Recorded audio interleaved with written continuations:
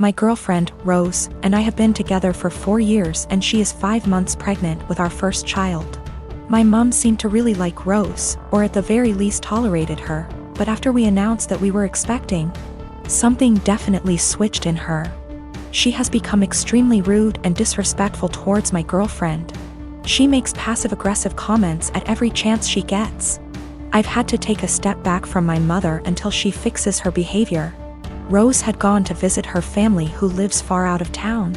It was a very last-minute trip, and she drove herself to the destination and back. Unfortunately, at around 6 p.m., her car broke down and she was forced to pull over.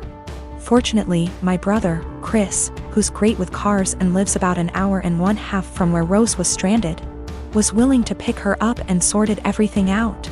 I was out of the country, so I'm grateful that my brother sorted everything out for her. Chris moved back in with my mom about a year ago. Obviously, the situation wasn't the best, especially considering the tension between Rose and my mom that exists for no particular reason. But I hoped my mom could put her pettiness aside for at least a night. It was too late for Chris to drive Rose back home, so my brother told her that he would drive her back tomorrow morning. An arrangement that my mom seems to not like, but one that she managed to keep her mouth shut about, my girlfriend tells me. Rose helps prepare dinner, wash up, and actually engage in a decent conversation with my mom for the first time in ages. However, they mostly avoid each other. Chris goes to bed earlier, leaving my mom and Rose. My mom lives in a 2-bedroom apartment, and since both bedrooms were taken, Rose assumed that she would be sleeping on the couch. She apparently assumed wrong. My mom gives Rose the thinnest blanket ever and basically screams at her, telling her that she has to sleep on the floor to not ruin her couch. She tells Rose to make do with the pillows on the couch and the blanket that provides zero warmth. Rose thought about protesting, but ultimately decided against it. According to Rose, my mom kept opening her door to check if she was sleeping on the couch, so she couldn't even try to sleep on the couch. At 5 a.m., Chris found Rose on the couch and let her sleep on his bed. He ended up telling me, but told me to not make a big fuss out of it. I did the exact opposite. I called my mom, very angry, and told her that she was disrespecting her so badly. She tried to defend herself by saying that she didn't harm the baby, and it's okay for pregnant women to sleep on the floor. But I refused to hear any of it. Chris agrees with me, but told me that I shouldn't make it a fight. I feel like I'm losing my mind. I have a large family, mostly aunts and female cousins aside from mom, stepmom, stepsister, and grandmother. I don't know how to say this, but all those women I mentioned above are into teasing and joking. They've formed a unit, which I admit is kind of toxic. And they'd tease and roast every new woman that enters the family by marriage by setting up tests to see if they deserve to be part of the family, or roast their looks and styles to the point of breaking confidence and self-esteem down. Then after a few months of teasing, they'd announce that they've finally welcomed them into the family. The newest member would join in on the teasing too, which is crazy, as my dad says. When I first introduced my then girlfriend, now wife, I made it clear that I didn't want any of the women in the unit to come at her or harass her, not even with a single word. They went behind my back and roasted her looks and job, and I discovered they've been doing it on Facebook. I had them apologize one by one after they gave the "we're just testing the water to see if she's capable to be part of the family" excuse. They didn't want to apologize, but once I said I wouldn't invite any of the unit unless they apologize, including my mom, everyone immediately apologized and brought gifts for my wife. My wedding was 2 weeks ago. There was talk about the women in the family wanting to pull a prank on my wife by wearing white and called it the ultimate test to see how my wife react.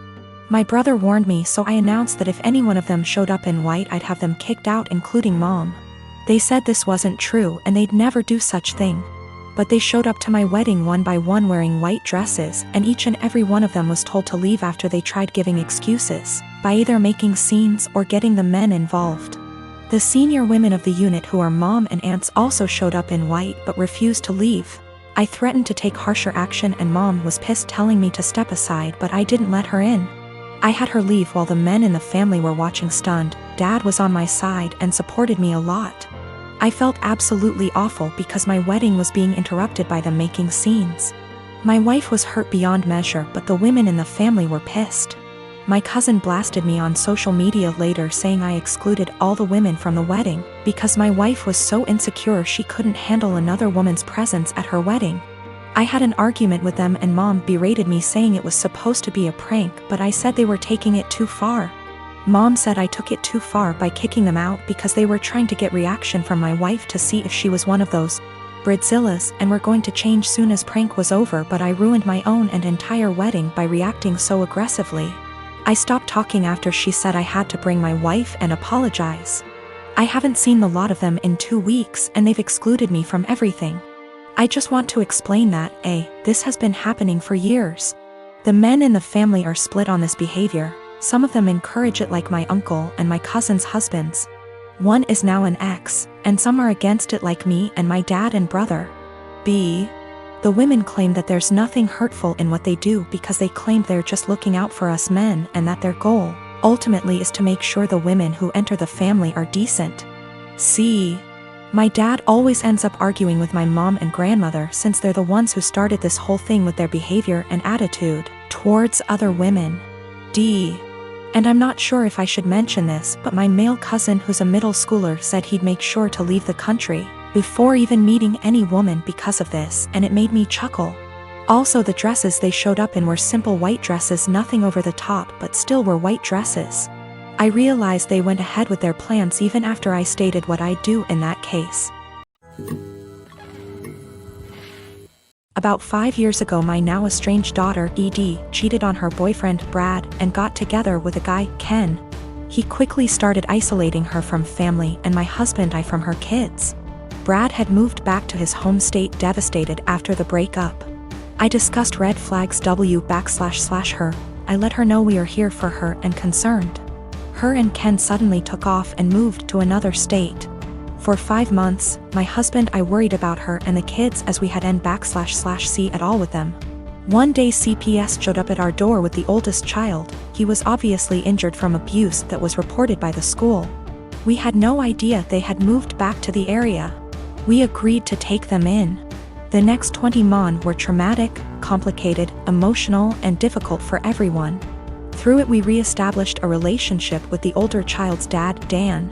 Daughter failed to comply with her plan and remained with Ken. Dan worked hard to get custody of his child, and he gave Ed scheduled weekly phone calls. She called oldest child 2x nothing since.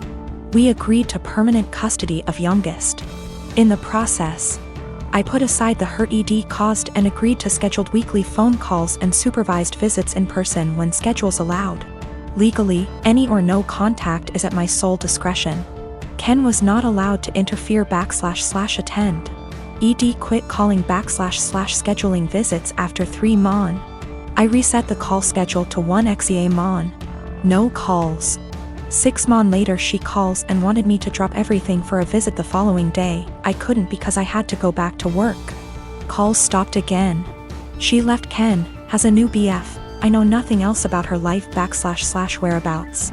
She started calling again about a year ago, and I let her know that if she was consistent with her monthly scheduled calls, we would move towards weekly calls again. She called 2 months in a row, skipped a couple months, then called 2 more months in a row. Last one happened to be night before child's birthday. She asked him what he wanted for his birthday. He said a call from her. The next day, as he blew out candles, he said, "My mom is gonna call now." He had the biggest smile on his face. Call never came. He refused my offer to call her. We survived an emotional meltdown.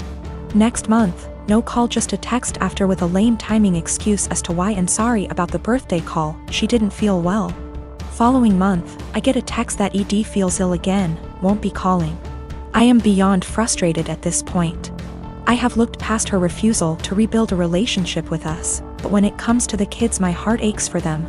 Hey race, where I might be the I responded, "Parents do not get sick time. We all had COVID recently, including me, and I still took care of the children. If you do not have any time for him once a month, I don't want my time wasted with your excuses." Of course, calls stopped again. My mom left my dad when I was 17, I'm 29 now, and had a new boyfriend literally straight away. We all suspected that she was cheating with this dude beforehand, but there was never any proof, and she even to this day refuses to admit it. She had 2 more kids with this guy. When my mom and dad broke up, I moved out to live with my dad, who had moved back in with his parents. The major reason for this was because she told me to leave as I kept fighting with her new dude. I really did not want to deal with a new guy in my mom's life, and I was really upset that she didn't give a shit about how much pain my dad was in. When she told me to leave, something in me changed, and I am still unable to forgive her. That solidified BC. My 14-year-old sister stayed with my mom for a year and then begged to come and live with my dad because she hated it so much at my mom's place. And my sister and mom were close, so for my sister to feel that way, it must have been bad. Since I was 18, my grandparents kept pushing me to start a business. BC, I liked to tinker and had built a few specialized tools for a niche construction industry that my dad was in, and they saw potential in me. They gave me a lot of money as an investment. Actually, they mortgaged their house, that's much they believed in me, and basically, I majorly lucked out and managed to land some national contracts at 24 that turned into more than a few millions of dollars over a few months when the business boomed. The profit trajectory has risen since then, and basically, I'm living a life I never thought would be for a schmuck like me. I moved my dad, sister, and grandparents out to the East Coast a couple years back, and we've started a new life. I am surrounded by people who see and saw the best in me, and I'm grateful so much. BC, I was seriously messed up after my mom blew our family apart. For the last couple years or so, my mom has been on my case to reunite with her. She is getting increasingly more insistent that I go visit her and her boyfriend and kids, and keeps trying to guilt trip me because my sister has a much more privileged life now and my younger 2 half-siblings don't. She keeps telling me that even if I don't forgive her, I should look out for the kids as they're innocent in all this. She made her bed and she can lay in it, but the guilt eats me alive sometimes. I just can't forgive her though.